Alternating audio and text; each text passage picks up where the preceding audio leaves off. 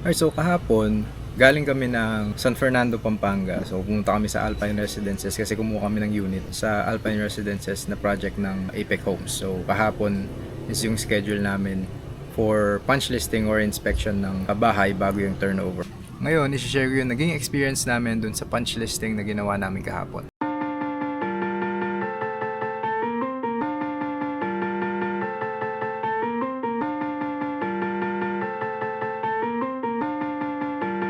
Ryan Little.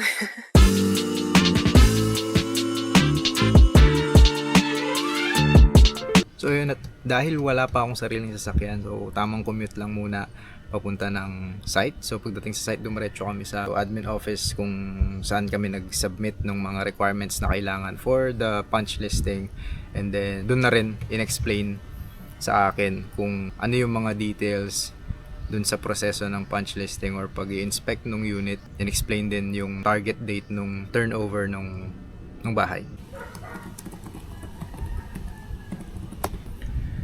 At pagkatapos ngang ma-explain yung details nung process nung punch listing, naglakad na kami pupunta dun sa unit. So nauna na kami nag-inspect, then naghintay dun sa mag-a-assist sa amin dun sa punch listing.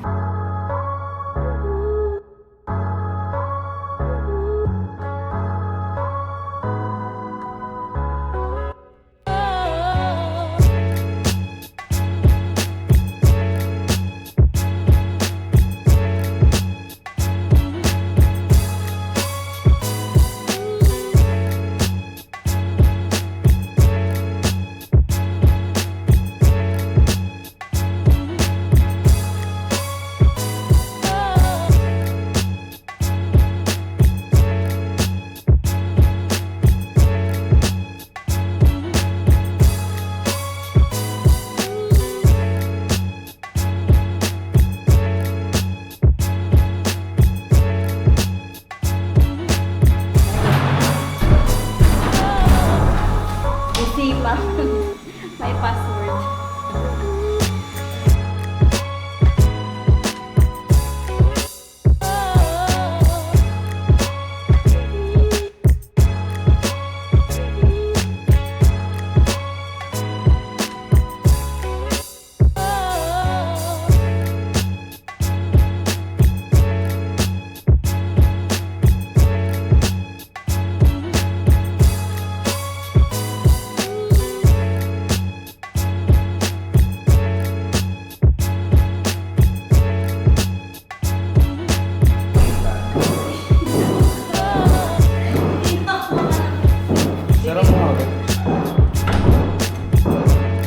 Wait lang po. Yan na lang. Sige ma'am. So after the punch listing, so yung overall experience ko naman, since hindi rin ganun kataas yung expectations ko, since yun nga, meron na akong mga napanood and nabasang mga hindi ganun kagandang mga reviews and experiences na na-share ng iba from Apex projects. Hindi naman ako na-disappoint. Konti lang yung kailangan ayusin dun sa unit namin. Of course yun, pinalista ko pa rin. Hindi ako nag-waive ng punch listing kasi hindi rin naman kami nagmamadali. And of course, gusto ko maayos yung unit bago ma-turnover. Yung mga nalista namin for punch listing, ito automatic or sinulat na agad nung nag-assist sa amin for punch listing yung cleaning and grass cutting, oiling nung mga windows, lahat daw yan, and then repaint. Naka-indicate na rin dito na yung circuit breakers, shower head, and faucets and doorknobs. Upon turnover, ilalagay nila yung mga yon, and then yung doorknobs papalitan nila daw lahat. Vulcasil sa roofing, so included na rin yon, nilagay na niya kagad.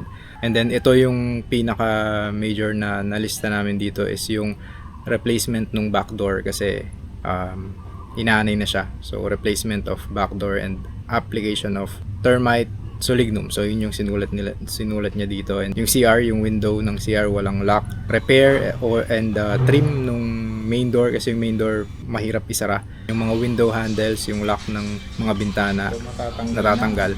Yung iba.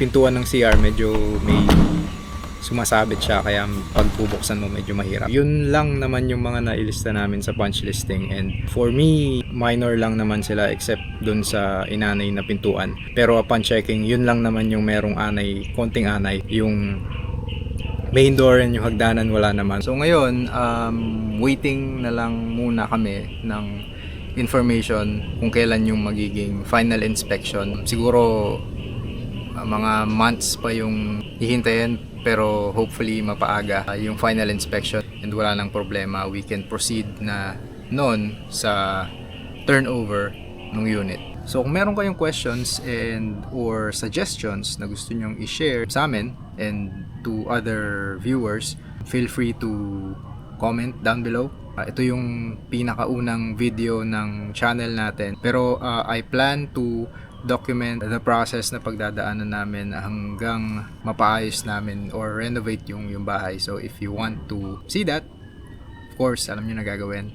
Subscribe kung nagustuhan nyo yung video and may natutunan kayo kahit papano, hit that like button. Kita-kita tayo sa next video. Maraming salamat po. Peace!